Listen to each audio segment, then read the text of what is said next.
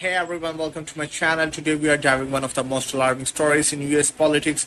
Trump is fighting the attack on press freedom, and this is not about the bad headline, it's about the in April 2025, the former president Donald Trump took unprecedented steps.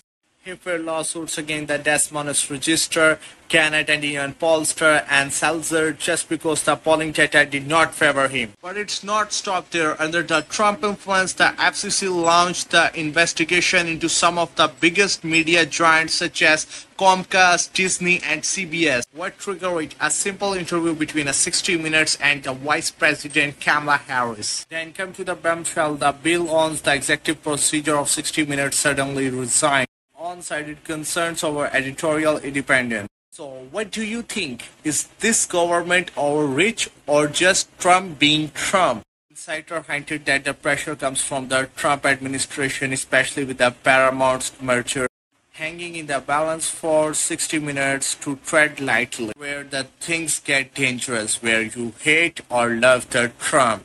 Using the lawsuits and the appeals to the silence criticism is a slippery slope. The press is supposed to be held power accountable, not to be controlled by it. Let's be real. If we allow politicians to bully the media submission, so we lose the ability to question them. Or do they threaten the freedom of press? Let me know your thoughts in below the comments. And what you think? Without question, there is no democracy. If you find this video on the eye opening, so make sure to like and subscribe and hit the bell icon for more straight talks on media and politics.